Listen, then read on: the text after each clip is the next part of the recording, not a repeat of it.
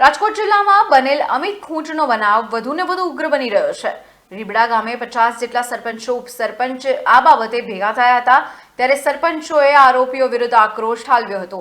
મૃતક અમિત ખૂંટના પરિવારજનોને ન્યાય મળે તે માટે આગેવાનો એકત્રિત થયા હતા। આ ઉપરાંત સરપંચોએ જણાવ્યું હતું કે અમિત ખૂંટના કાવા દાવા કરી ફસાવવામાં આવ્યો છે, તેને હની ટ્રેપના કેસમાં ખોટી રીતે ફસાવવામાં આવ્યો છે, ત્યારે આરોપીઓ હજુ ફરાર છે। વધારેમાં જણાવ્યું હતું કે ઠાકર ધણી હોટલ, બાપા સીતારામ હોટલમાં દેશી દારૂ વેચાય છે, ત્યારે જુગારના અડ્ડા પણ હોટલમાં ચાલે છે અને તેઓએ આરોપીઓ અનિરુદ્ધસિંહ જાડેજા અને રાજદીપસિંહ જાડેજાની તાત્કાલિક ધરપકડ કરવાની માંગ કરી છે।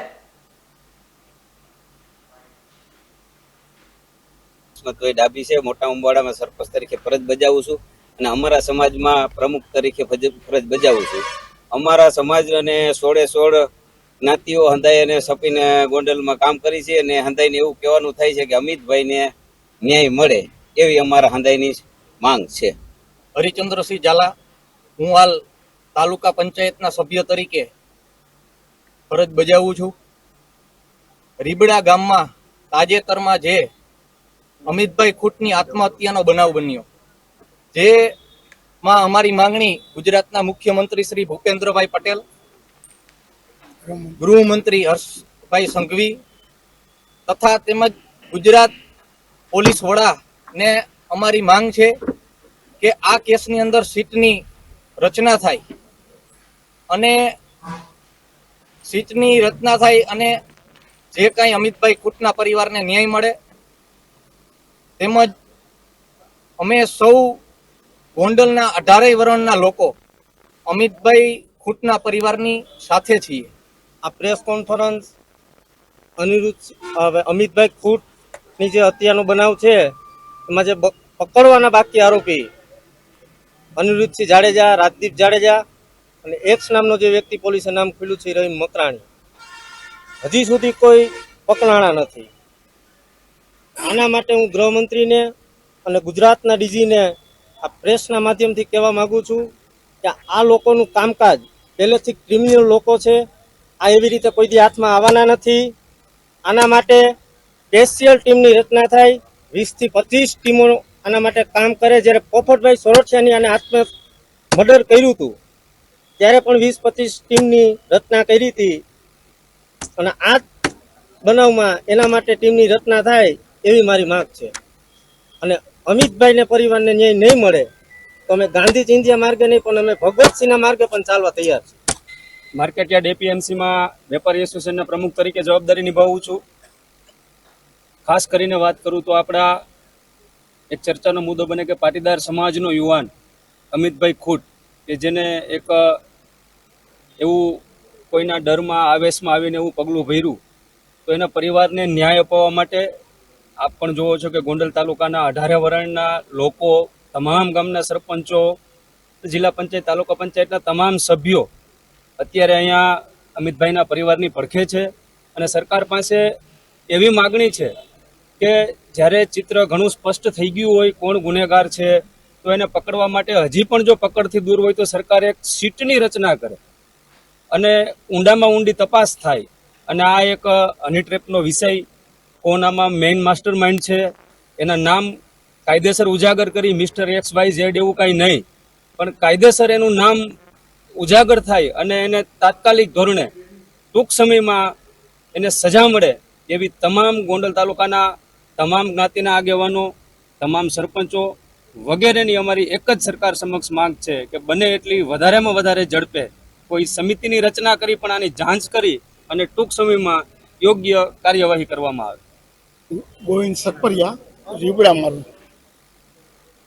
આ જે ભયંકર આવું પગલું એને ભરવું પડ્યું, એ ટોળકી જે એના સ્ટેટમેન્ટમાં જે નામ આપ્યા એને પકડ્યા નથી। એ બાબતમાં અમને જ્યારે બોડી લેવા ગયા ત્યારે પોલીસે અમને ખાતરી આપી હતી આનું અમે થોડા દિવસમાં જ અમને બધી વિગતો આપી દેવું ને એની ધરપકડ કરીશ, ત્યારે અમે એની બોડી સ્વીકારી છોકરાવે।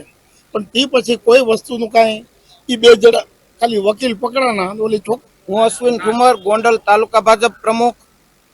આજ રોજ પ્રેસ કોન્ફરન્સમાં રીબડા ખાતે અમિતભાઈ ખૂંટના જે આત્મહત્યાના જે કોઈ આરોપી છે એમના વિશે ઘણી બધી વાત થઈ, પણ એમના કાકા જયંતિભાઈ દ્વારા જે ચીમકી આપવામાં આવી કે ટૂંક સમયની અંદર અમિતભાઈને ન્યાય નહીં મળે તો અમે આત્મવિલોપન કરશું.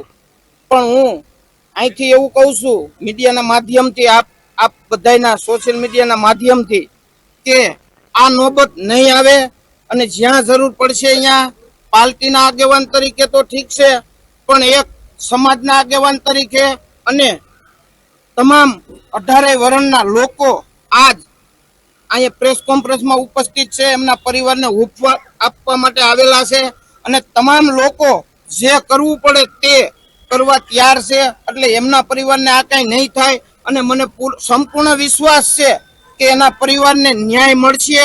અને જે આ લુખાઓ છે, જે અમિતભાઈએ સુસાઇડ નોટમાં નામ લખેલા છે અને સરકારની પકડથી દૂર હોય તો સરકાર અને પોલીસની પકડથી દૂર હોય તો સરકારે કોઈ એવી 1-2-5 ટીમની નિમણૂક કરી અને તાત્કાલિક આ પરિવારને ન્યાય મળે એવું કરવું જોઈએ. અને જો એમાં સરકાર કે પોલીસ નિષ્ફળ નીવડશે તો આ તાલુકામાં હારાવાટ નહીં રહે. કોઈ પણ પ્રકારે ગમે ત્યારે જે જરૂર પડશે એ આખા તાલુકાની જનતાનો આક્રોશ છે તો એ સરકાર સમક્ષ રજૂ કરશે લોકો. તો જેથી કરીને સરકારશ્રીને, ગૃહમંત્રીને મારી અહીંથી તમારા માધ્યમથી કહેવા માંગુ છું કે તાત્કાલિક કોઈ એવી ટીમો બનાવો કે જે આના કોઈ 2-5 પૈસા ન લે, પૈસાથી દૂર રહી અને કાયદાનું કામ કરે એવી રીતે ટીમ કામ કરે ને એવી ચોક્કસ સારી ટીમની નિમણૂક કરવી જોઈએ. અને સરકાર પાસે એવા પણ ઘણા બધા અધિકારીઓ છે, આઈપીએસઓ છે, કે એમની કોઈ સ્પેશિયલ ટીમ બનાવવી જોઈએ કે આવા લુખાવને ગમે ત્યાંથી ઝડપી પાડે. અમારા અમિતને જે અન્યાય થયો છે એ બાબતે અમને ન્યાય અપાવો અને તો રીબડા ગામનું 18 વર્ષ આજ સુધી અમને સાથ આપ્યો છે અને હજી અમને અમારા દુઃખમાં સાથ આપો.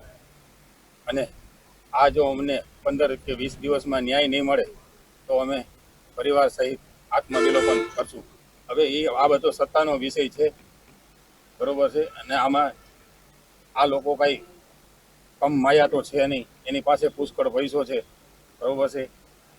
કોઈની કોઈ બાબતે કઈ રીતે નીકળવું એ બધું એના રસ્તા ગોતી જ લે છે અને અમારા પરિવારને પૂરેપૂરો ફસાવવાની કોશિશ એની ચાલુ જ છે.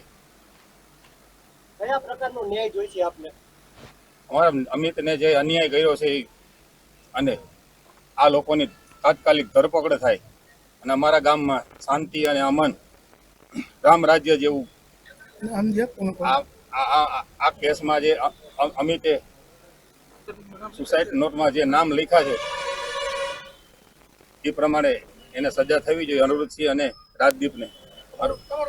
મારું નામ જયંતિભાઈ પાંચાભાઈ ખૂંટ. શું થાવ તમે એને? કાકા, અમિતના કાકા થાવ.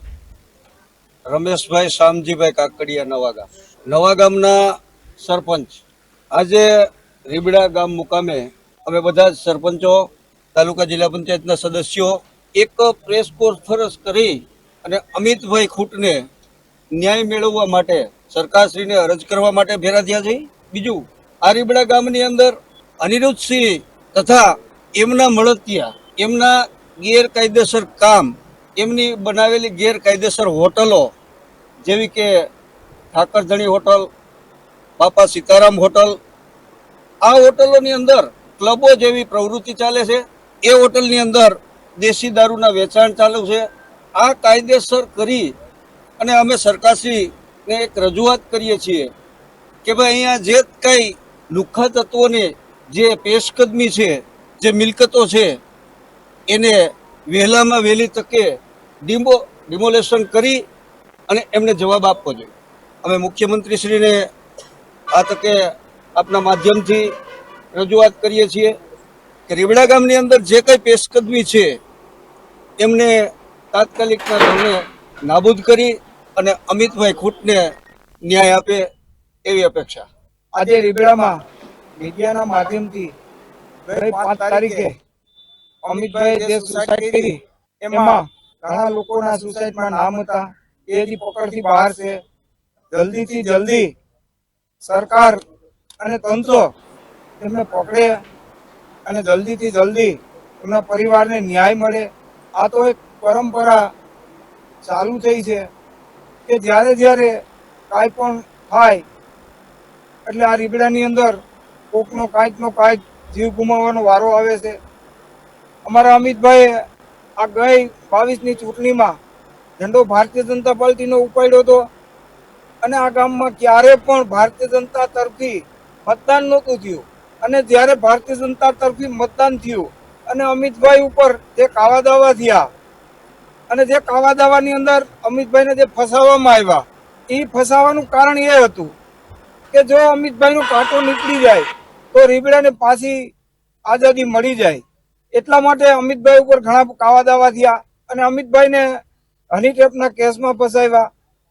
અને હની ટ્રેપના કેસમાં જો અમિતભાઈ ફસાય તો જ આ કાંટો નીકળે એવું અમારું માનવું છે.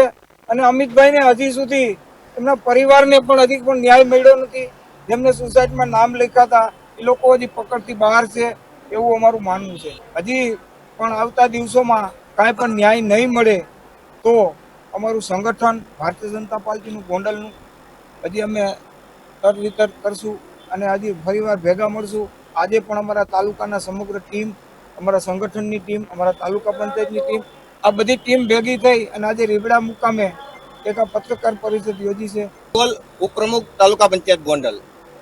ભૂતકાળમાં રીબડા ગામની અંદર જેટલા પ્રકારના દૂષણો હતા, જેટલા પ્રકારના જમીનના વહીવટ થતા, લોકોને જે ડરનો માહોલ હતો, આ માહોલ અને એક જે ખેતીવાડી જમીનનો વેપારની વાતમાં જેટલા પ્રશ્ન હતા, આ અન્યાયની સામે ન્યાયની લડત લડનાર એવા આપણા સૌના અમિતભાઈ ખૂટ, જેમને આ ન્યાય લડતા પોતાનો જીવ ગુમાવ્યો. આ સરપંચોની સાથે ગામના તમામ 18 વર્ણના લોકો ઉપસ્થિત છે. ત્યારે અમે આજ આ પ્રેસ કોન્ફરન્સના માધ્યમથી સરકારને રજૂઆત કરવા માંગીએ છીએ કે સરકાર અમારા અમિતભાઈ ખૂંટના કેસમાં અમિતભાઈએ સુસાઇડ નોટમાં જેટલા લોકોના નામ લખ્યા છે એ લોકો ઉપર તાત્કાલિક ધરપકડ થાય